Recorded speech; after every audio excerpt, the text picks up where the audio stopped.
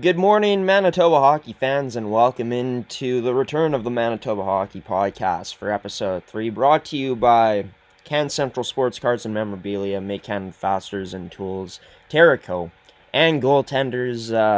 Sorry we missed you last week. What happened was here at the Forsyth household, well, there's been a reoccurring occurrence. Ever since I've turned 18, really, I've noticed it because I've been using the Wi-Fi for more purposes here around the house, and we've had Wi-Fi problems, and that's what happened last week as well.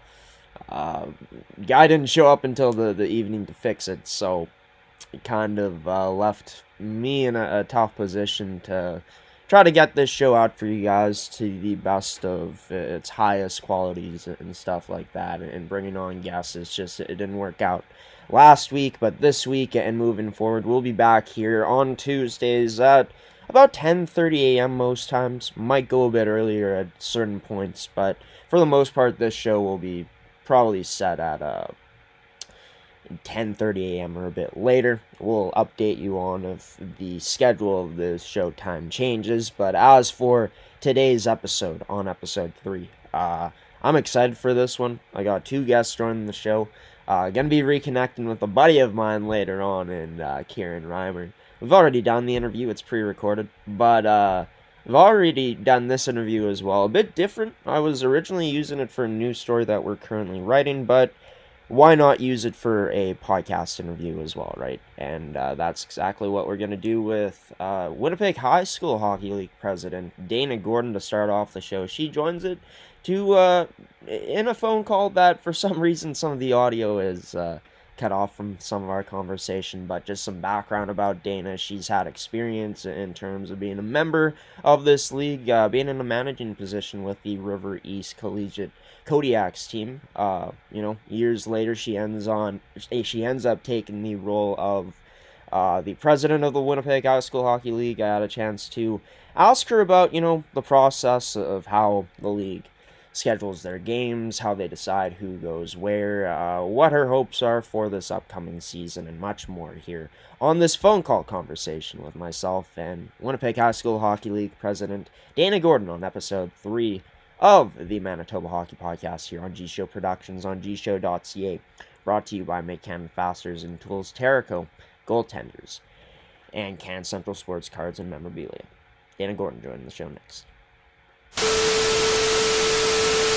Lots of ups and downs, lots of ins and outs. There's all kinds of different things that come up in a season regarding players and teams and the pandemic. We had big, lots that's going on there with having to, navigate whether we were going to have a season or not, and the complete shutdown, and then coming back with all the restrictions, and just different, the ebb and flow of the expansion of the league, and it's always every year is different. There's all kinds of different ups and downs, and then of course there's the great celebration of all the student athletes, which is a fascinating, a wonderful thing every year that ends up with our division finals and our all-star game, and then of course we have our awards banquet where we give away close to $30,000 of awards.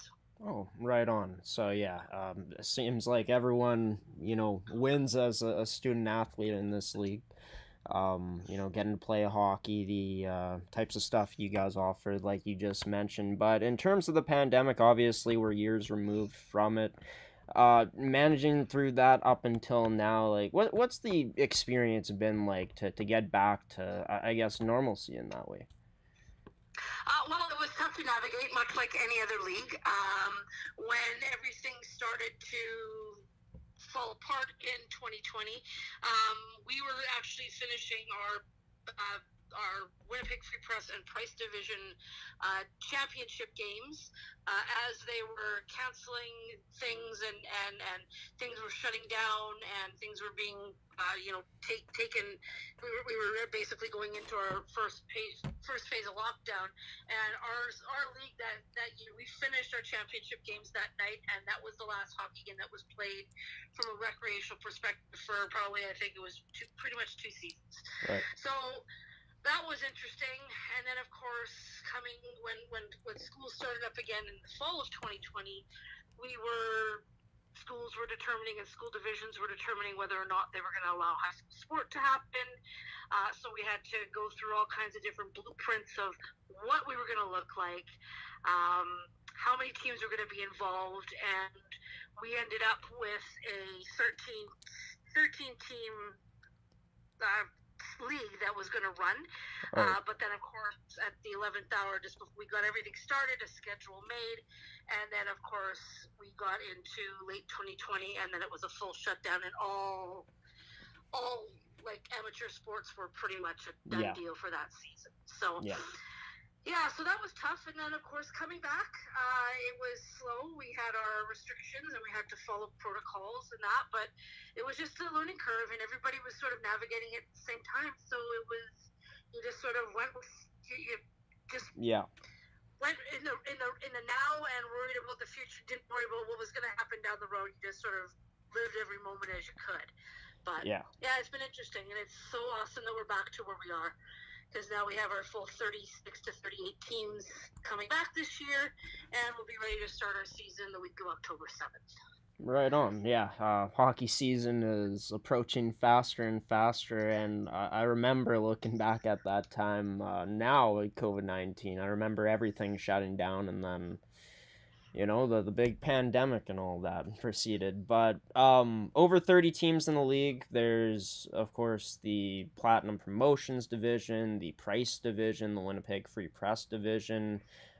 Seems like it's a competitive brand of hockey year in and year out. And high school seems like it's becoming more of that place to play rather than AAA in traditional standards. But what's the, I guess, landscape of the three divisions like at this point, based off of the past few seasons?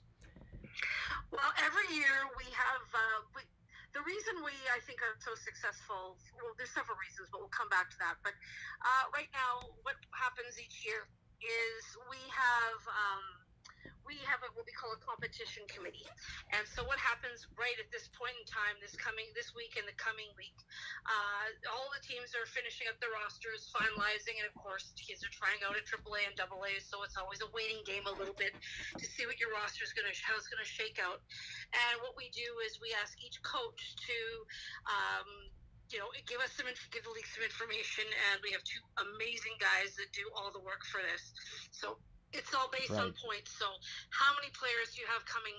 How many players did you have at your tryouts? What was your preseason? What was your record last year?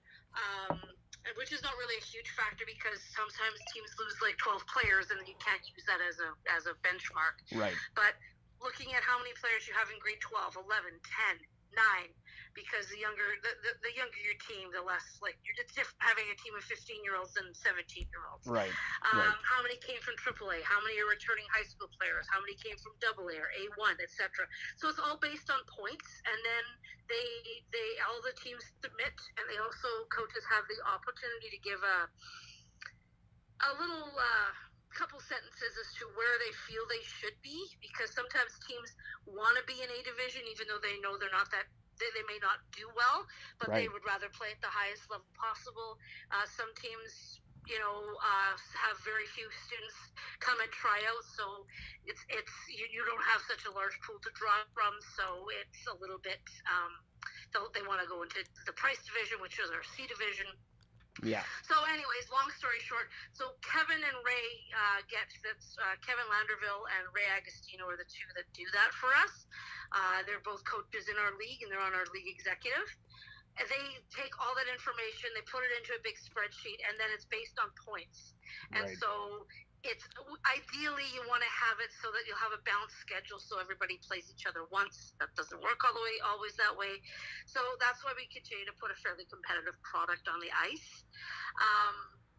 We also, some years, some teams get misplaced, and there's a lot of winning or losing. There's some lopsided games, which happens to everybody. But we do our best to make sure that we have that competitive product. And we do. AAA and AA, everybody, house league, everybody has their own system. Yep. I think one of the draws of high school hockey for kids and parents is boost. So the high school hockey is a school team. It is an extension of the classroom. So we, again, hold our student athletes to a higher standard. Like if they're not doing well in their classes and they're skipping, they lose ice time, whereas that wouldn't happen in rec. We don't have weekend games unless there's tournaments. All our hockey games start between 3:45 and 5:30. So kids are home, able to do homework. They don't have hockey practices at 10 o'clock at night. So I think that's a big drawing card, and I think that's why we are so large.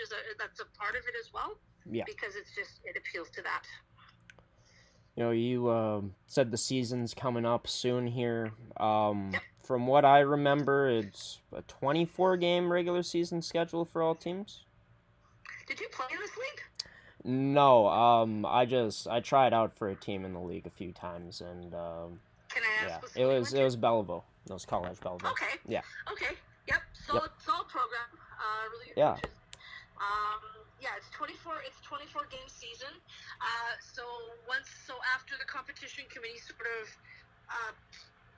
puts everybody into their divisions, then we all meet together and we do our league schedule. So it's not a central place scheduling it because everybody has their own ice times, etc. So it's a really unique process, I think, on how we schedule this.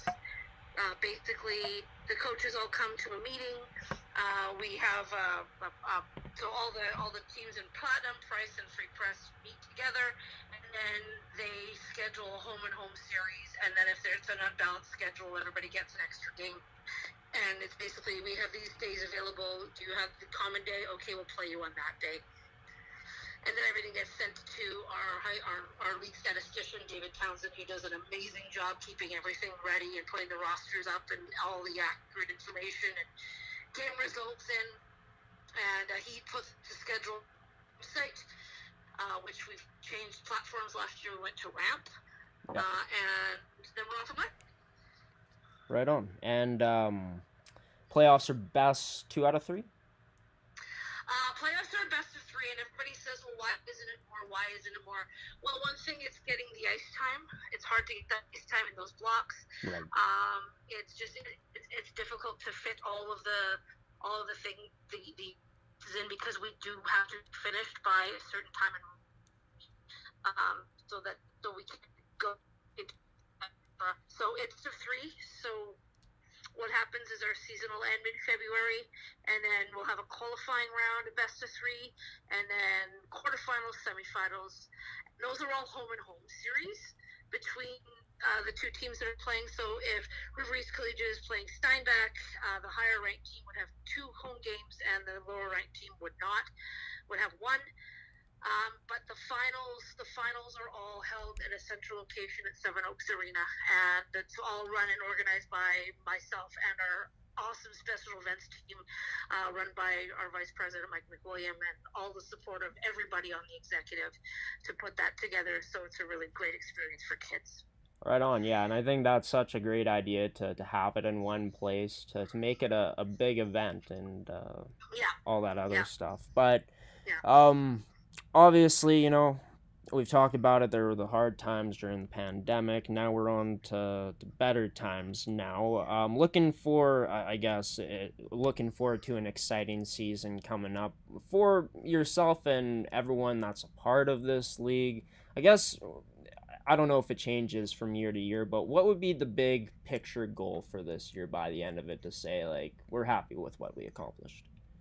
Well, we're always happy with what we accomplished. We basically are looking to have a season that runs as smooth as possible, with good events, great turnouts, as few incidences as possible. Where kids are kids, and there's incidences that happen on the ice. We're hoping this year to expand even further into our social media platforms with Instagram and X.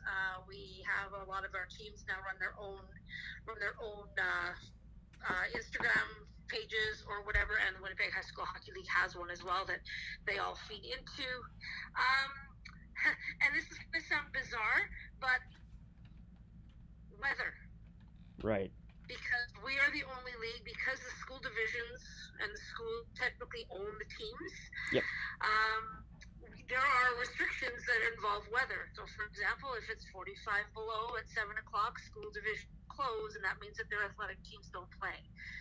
So if we have, say we have 5 teams from Inowa or Powerview or Warren or Stonewall, and they have hockey games those days and their divisions are closed, we have to struggle to reschedule those games. Okay. So sometimes we always pray that Mother Nature is going to smile down on us and make sure that we have, as few rescheduled games as we can possibly have. But even last year during our round of our playoffs, Springfield Cleveland was in the finals, and we had to reschedule one of the city championship games because their division was closed that day. So weather is we always keep our fingers crossed, but Mother Nature has her own plans, so we just have to roll with the punches, so to speak. Oh, for sure. Yeah, and again, having kids having a good time playing hockey and being successful student athletes. That's really what it comes down at the end of the day. Having as many kids able to play in an equitable league where they're able to just have a good time and play some good quality hockey.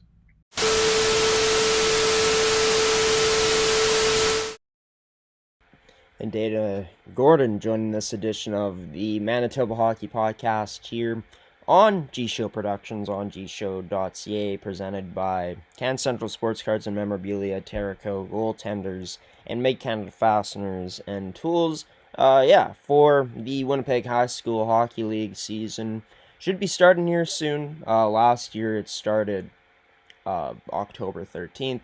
So, assuming it's going to start around the same time, we're getting closer and closer to opening day in what is a very exciting league. It's spread out across, of course, the 3 divisions, the A division, the Platinum Promotions, the B division, the Winnipeg Free Press, and the C division, the Price division. And you heard from our conversation there, me and Dana, that I was very familiar with the league. Went to college, Belleville, and that was like when it was it still is going strong, but hockey has always been a huge passion of that school since that program has come back around like 2014. Made it to 6 straight semifinals through their first 5-6 years as a program. Finally won a championship back in 2019-2020. As Dana had mentioned, Belleville was among one of those teams playing their final games as things ended up shutting down during the pandemic. Not sure if she actually mentioned that or not in the part of a phone call that I ended up having. Things ended up glitching just a bit there. Not sure why OBS was acting up, since that's what I used to record on for it. But gonna be exciting to nonetheless follow the Winnipeg High School Hockey League as the season goes along, and getting to talk with not only people like Dana, but probably coaches and players from around the league as the season goes along. Will all be featured here on the Manitoba Hockey Podcast. But Junior C is also a type of hockey, a type of level that is offered here in Manitoba at the junior level, and in the Hanover Tache Junior Hockey League.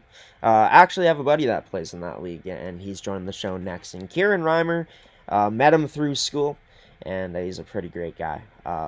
Pretty good hockey player, too. We have a chance to talk about his journey so far at the Junior C level with the Landmark Blues, being a part of history a few years ago, being a part of the inaugural team in that team's, return, since they did have a team about 2 decades ago, but how special it was to be a part of that moment, the journey. Well, it's been a long way, and how this team's going to find some playoff success in his final year of junior eligibility. Coming up here on the Manitoba Hockey Podcast on gshow Productions on gshow.ca. Got a Junior C hockey player joining the show here, doing something a bit different. I know we didn't include this type of hockey in our content, but we're doing it. A good buddy of mine, Kieran Reimer, joining this edition of the show. Rocking a Finns hat. I got Tyree killing fantasy tonight, Kieran. As you know, we were talking before we went on air here. Need him to go off. But yeah, I mean, for this Landmark Blues team this season, you returned for a third season. What's the journey been like playing junior C hockey? It's been fun. I mean, first year I stepped in as I guess yeah, first year stepped in 2 years ago to a team that completely knew no one except I had a cousin on the team, which is why I went there originally. And so yeah, we played there and first junior game I got absolutely rocked. And then since then it's kind of been like hey, let's try and keep up with this level here. And things went pretty good. Halfway through the year, I kind of started to find my stride in the league and ended up having a pretty productive season. Um, and then again, last season was kind of an even bigger year for me. I mean, we had a few guys age out, and I got a bit of a bigger role and playing on a line with my brother Jackson, another guy named Brandon LeBlanc, and we kind of led the team a bit on the first line there. So last year was a big season for us, and we definitely made a jump standings wise. And yeah, like the first year I joined, it was a expansion team. Landmark didn't have a team for like over 20 years in that league, and they originally won the league back in '87, the very first year, but since then since then they've never won a championship. So that's kind of the team's goal for now. Has that been kind of the goal ever since you've gotten there, or has it kind of been about like building a foundation throughout those seasons? I know, like you said, this team has guys that are signed, you being one of them, but still looking to fill holes as your team's preseason process continues. But has that been a goal that just started this year for the team? You know, that would be fair to say. I mean, last year we definitely had hopes of making some noise in the playoffs, but it just didn't go our way. I mean, yeah, that would be fair to say. The first year was definitely a building year, get the team settled into the league, a lot of new faces. This year or last year again, it was a lot of bringing in new guys, and then we jumped up a bit in the standings, but weren't where we wanted to be. Come the end of the year, and playoffs didn't go too well for us. But this year's definitely a different story. I mean, we're yeah, we're definitely coming in with a lot of well, I think we have six overagers, which is the limited amount you can have, and they're all really good players. And then we brought in a ton of new rookies, and yeah, I think if we're gonna have a go at it, I think this year is probably our best shot at doing it. We'll touch back on the past two playoff seasons in just a moment here and talking about, the expectations and all that coming up for this year. But you had played high school hockey before at Dakota. You make the jump the year after right into the Junior C League, the Hanover Junior Hockey League, and end up playing with the Landmark Blues. What was that transition like, going from high school to Junior C? Big difference. Biggest change was the size of the players. Bunch of big farm guys in the league, and not necessarily the most skilled, some of them, but they can throw the body around, which made it really tough coming right out of high school as a bit of a smaller player. I've tried to grow and put on some weight basically over the last years. That's been the goal, and that's really helped me be able to I guess reach the next level in this league. And yeah, no, I'm just excited to see how it goes this year. I've put on a little bit of weight this summer and been working hard, so we're hoping that it'll be another good year. Looking at your point production here, Kieran, you go 21 points in 24 games played in the regular season in your first year, and then you up that production by 7 points going point per game with 28 points last season. Do you feel like just the adjustments and you getting used to the league, it's kind of been the biggest reason for that point production going from year one to year two last year? Absolutely, absolutely, and part of it comes from just finding chemistry on a line, like playing with my brother. I used to play with him growing up a little bit here and there, but it's kind of worked out that we can be on the same team in junior now, so we have a lot of chemistry there. And then last year, my brother brought in Brand LeBlanc, who used to play. I think he played junior A at one point, and we've known him forever. And they just stuck him on a line with us, and it's kind of just been a perfect combination. Like we know where everyone's going to be out there at the same time. We run the power play together, so now that we've got that extra year together, like last year we were on the line almost an entire season. This year we practiced a little bit in the summer together, just the three of us. So we're just excited to go into this together and see if we can top last year's numbers. You were pretty balanced in terms of your goals and assists last year, 13 goals, 15 assists. What would you say that you bring to that line specifically, along with Brandon and Jackson, that you bring to the table? Well, I think personally my strongest asset is my hockey IQ, and I'm not necessarily the biggest or fastest guy out there, so I try to make up for that with vision and just keeping an eye open for what's open. And it's pretty easy when I'm playing with those guys to kind of know where they're going to be. Like there's always going to be someone pretty much in a good spot, so I just got to keep my head up. And usually I'm the finisher on the play. It's usually my brother who'll set something up. Um, so yeah, I like to hang around the front of the net.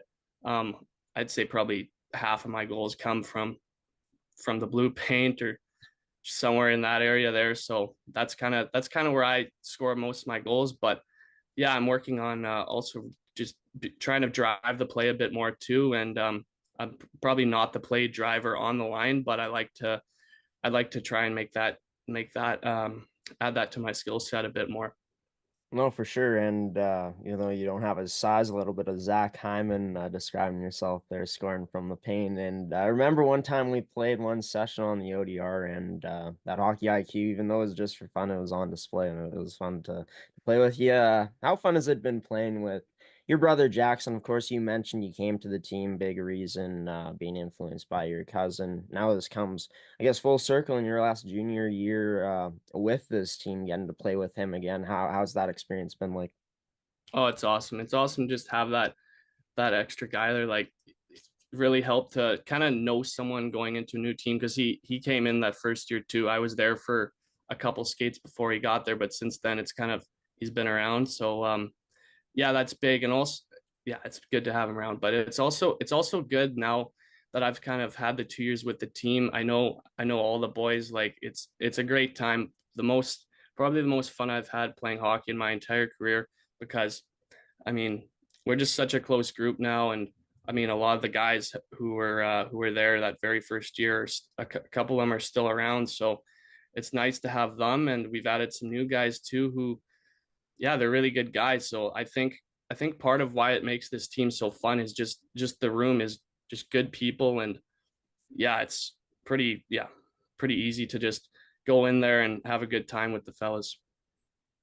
Getting back into the past two seasons of the playoffs now here, Kieran. Like you said, this team's been swept, I guess, or two first round exits 2 years in a row. Feeling like it could be different this year, but what would you say has been, I guess, the downfalls of the team in the past 2 years? Has it been, placing lower in the standings? Has it just maybe been the opponent's been too tough? What's exactly been the reason? First year was definitely a bit of the opponent being too tough. I mean, we had guys who hadn't played hockey who had taken a year or two off. I mean, whether it was due to COVID or not wanting to play.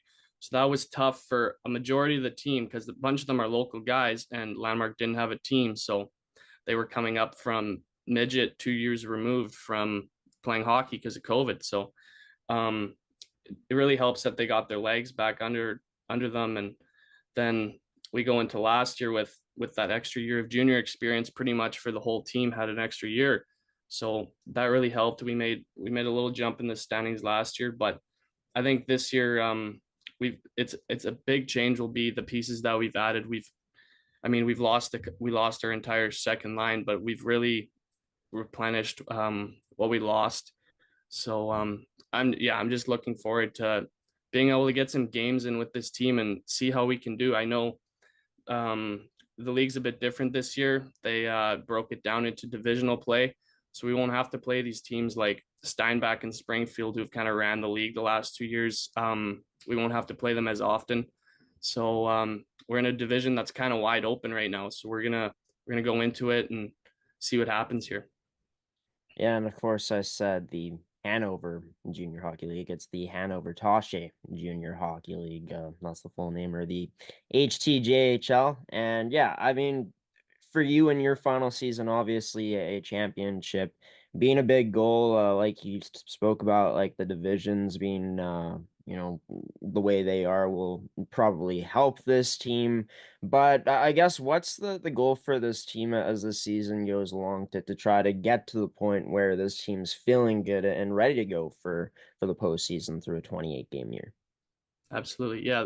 One of the things that comes to mind is a lot of the players are new. So I think it's going to take a few games to actually get to know how everyone plays together. It's gonna be tough on the coaches too. They're gonna have to do a lot of like watching to see who plays well on a line together because, well, especially on the forward side, we have probably at least 6, 7 new forwards coming in. So that part's going to be difficult. But I think yeah, we just get a few games under our belt, and this team's going to actually be pretty good. And yeah, hopefully come playoffs time, as many people as possible will still be healthy, and I think we'll have a pretty good shot at making a run then.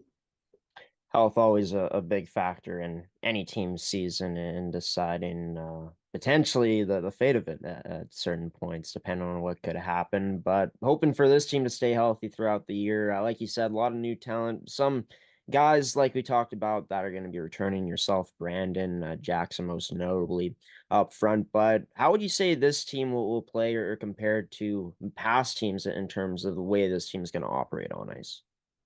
Yeah, so part of our losses this year, a couple overagers who were heavy hitters, have kind of got, I guess, over aged out of junior hockey. So some of these new guys that we brought in, they're I'd say they don't necessarily have as much size, but they have the skill. They're going to be able to outskate the other teams and score some pretty nice goals. So I'm kind of hoping that everything can fall in line there.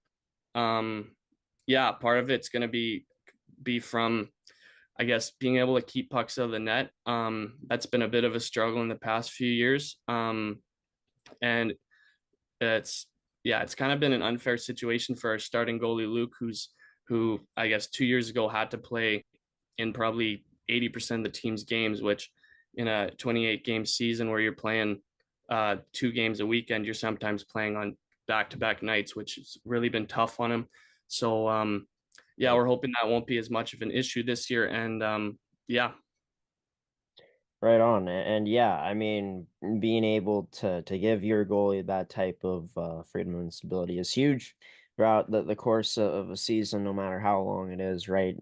For this league, seems like the regular season's a bit shorter compared to leagues like the MM and the MJ. But nonetheless, you had spoken about it, how you had come to this team in like their first season back in about 2 decades.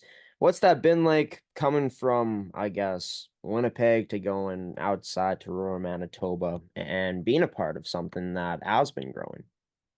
Yeah, I mean, growing up, I used to watch, like, I had some cousins who played for like the Landmark minor hockey teams. They're also called the Blues. So I would go to Landmark Arena a few times over the years to watch some games. And my old minor hockey teams also had season practices out there sometimes. So I always knew that Landmark had some. Well, I think it has the nicest ice in the league. To be honest, it's cold and it's a cold rink, but it's really nice ice, which that really helps. But yeah, like playing in the country is just different for a few things. Like the fans love it; they absolutely love it, which people might not know about junior C hockey because it's not in the city. So it's a lot of just country people who, I guess, there's not much going on in the small towns at night on the weekends. So people come to the games and they fill the arenas pretty well, and it's just a really fun atmosphere to play in. Probably the most fun atmosphere I play in, especially in Landmark. Especially come home opener and playoffs. They really fill the rink, and the players love that, and it gives us something to stay motivated and play harder for. Yeah, and that's a neat perspective for sure to look at it that way, right? I mean, these smaller communities coming together to support these teams in a league that not too many people really follow. I think that's special to see and be a part of for sure, as you have been for the past 2 years. But as for this team, I think you mentioned to me before we started this interview that you guys have played one preseason game so far. One of the final questions I guess I have for you is what's the preseason process been like in terms of the games, the tryouts, the practices? Yeah, so it's not too heavy. We're kind of settled into our like regular season contract ice. So we practice on Wednesdays, and we've had a few other practices mixed in there, but that's kind of when we get our practice in. So it's not been too busy for now, but yeah, we had that preseason game on the 22nd, I believe it was. So I guess that was last week. And yeah, that went pretty well. I mean, a lot of new faces getting their first time in a Blues uniform, kind of playing their first actual junior hockey game. So we had a few guys who struggled a bit with the play, but kind of got settled in as the game went on, and we ended up winning the game 8-4, which was a good little boost. I mean, it's preseason, but I mean, you still want to win at the end of the day. So that was nice to get a win, little confidence boost, and yeah, that I think that really helped the team grow a little bit of confidence. And yeah, now we're just practicing a bit, waiting for, I believe October 12th is opening night. So we're gonna open with I think we got 2 or 3 road games to start the season. One of them being the HCJHL showcase. So we play at 10 a.m. one day, which is gonna be, I don't know how I'm gonna get up for that one, but that's gonna be a little tough. But whatever, we'll get through that, and then yeah, we'll get to the home opener, and hopefully this season can get started on a good note, and we can keep that rolling into the winter, and yeah, later on to the season as well. Yeah, and October 12th, I mean, this episode comes out on the 1st, on this Tuesday, as we're doing this a day before, in the last day of September, and it's crazy because it's going to be here in a flash, it seems, as that's the way things have been going these days. But for yourself, 3rd year with the team, you were once a rookie, you were a returning player last year. Now you are even more seasoned this year in your 3rd and final season of junior hockey with this team. I guess, what's it been like growing as a player in terms of your maturity as not only a leader, and I guess your excitement level for being able to be looked at as even more of a leader again this year? Yeah, it's big. Yeah, I mean, I still, now just starting the season without some of the guys we had last year, it's hard. You miss some of those guys, but we bring in some of the new guys, and it's really fun being around some of these new guys. But also being in that leadership role really helps. Like, you're not looked at as one of the younger guys trying to prove yourself as much anymore. You're one of the guys who kind of has to mentor the younger guys a little bit, but also just kind of let them do their thing. I mean, personally, I think I was given that opportunity to kind of go out and do my thing in my rookie year and last year as well. So that really helped me grow as a player, and yeah, hopefully things go well there. Well, it's going to be fun to hear maybe some of the successes through, Snapchat this season and our combos about your season, your 3rd year with the Landmark Blues here in the HTJHL. Kieran, best of luck coming up this season with your brother and the rest of the squad, and can't wait to see what this Blues team can do this year in your 3rd year. Thank you, gshow. Appreciate it.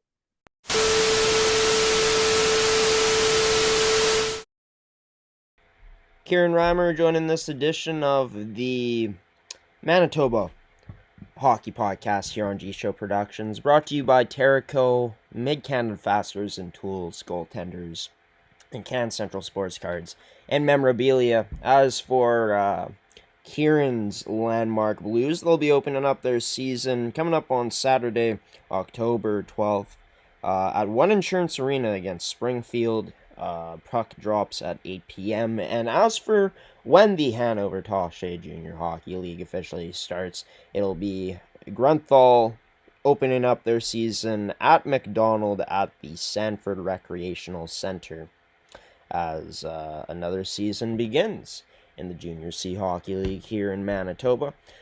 Be sure to follow us for updates all season long, as we'll be trying to report scores and updating you on what's happening around that league, along with, of course, our coverage of the Junior A Hockey League here in the province and the Manitoba Junior Hockey League. We'll get the scores there and standings updates in just a moment. But as for us over here at G-Show Productions, we're excited to announce that we are going to be broadcasting the opening game of the MFHL season tomorrow at the Scotiabank Hockey for All Center between the defending 2-time champion back-to-back champs Winnipeg Ice taking on crosstown rivals and the Winnipeg Avros. Our pregame show will start at 7:05. Of course, as you see there, puck drop will start at 7:15 on your home for hockey here in Manitoba, and your home for hockey for MFHL U18 AAA. As for what's coming up on our schedule this week, though,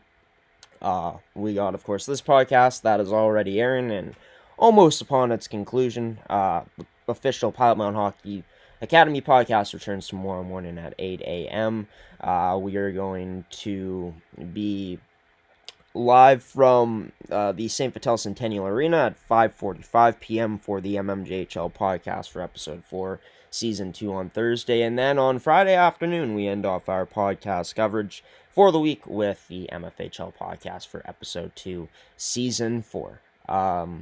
As for here on the Manitoba Hockey Podcast, we're going to take another transition. Then I'll be back to bring you guys some scores updates from around the amateur hockey scene here in the province. You're watching the Manitoba Hockey Podcast here on gshow Productions, brought to you by Can Central Sports Cards and Memorabilia, McCann Fasteners and Tools, Terrico, and Goaltenders. More to come after this.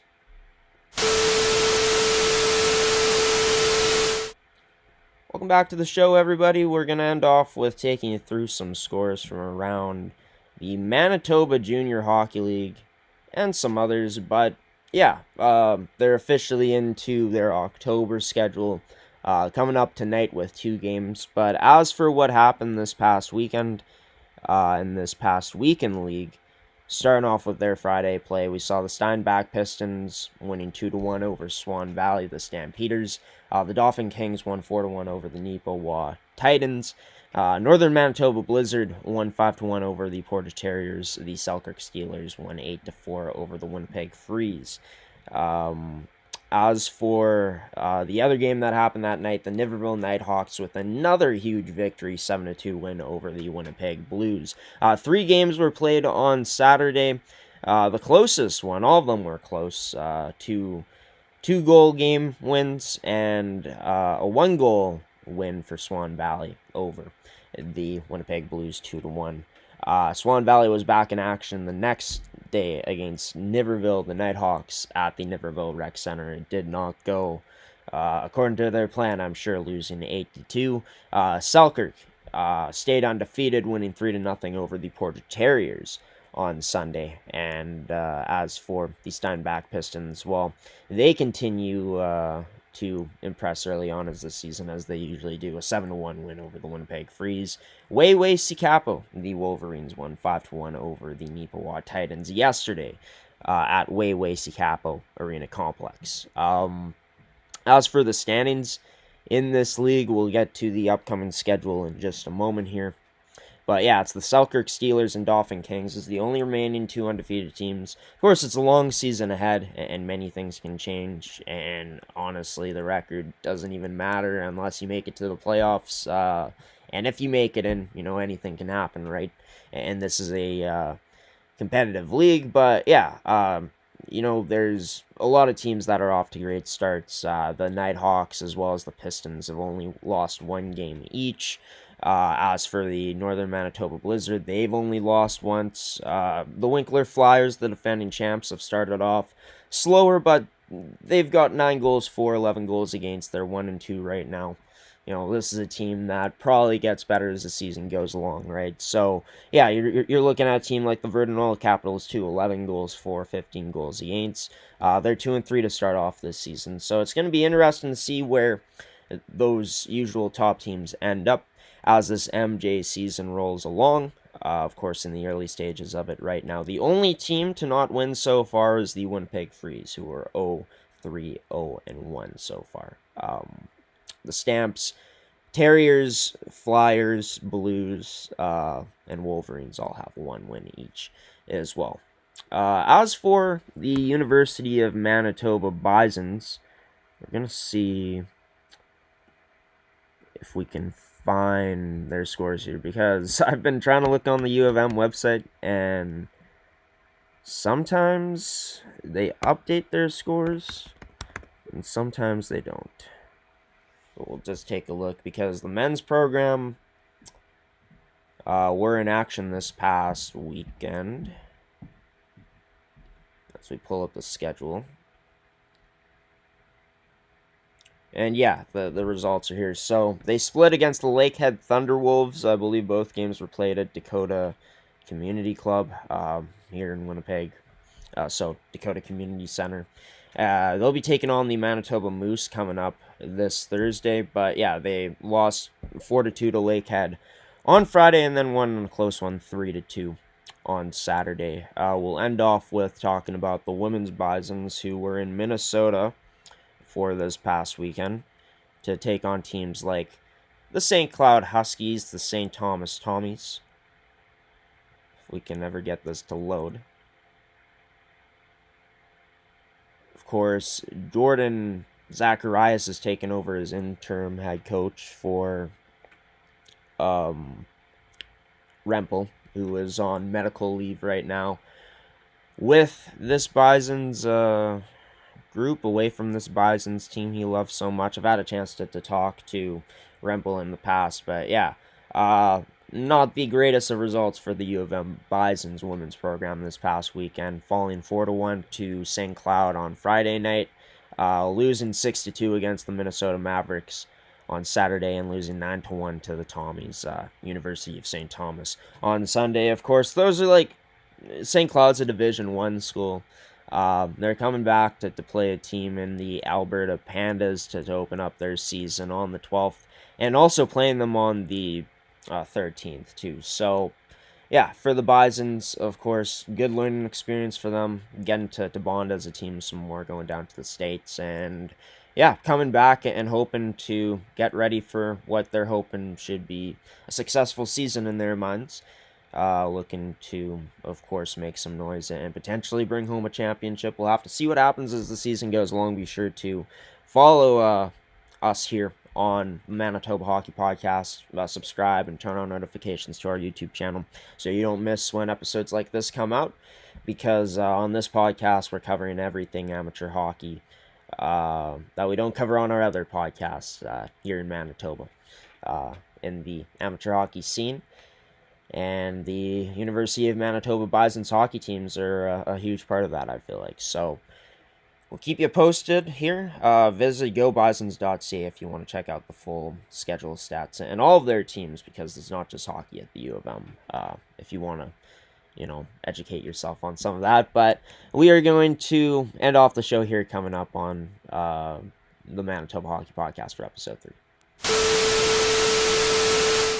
Well, you made it to the end of the Manitoba Hockey Podcast. This one been brought to you by McKenna Fasteners and Tools, Can Central Sports Cards and Memorabilia, Terrico, as well as goaltenders. Thank you to them for sponsoring another edition of this show. Thank you to you, the viewer, for tuning in to another edition of the Manitoba Hockey Podcast. This podcast will be returning next week on Tuesday. Stay tuned for our podcast schedule, as our Week 5 schedule will be coming out next week. Special thanks to Kieran Reimer as well as Dana Gordon for joining this edition of the show and being the guests, and means so much for everyone that tuned in to this one whenever you did, whether it's on this Tuesday morning or whether you tuned in a bit later on.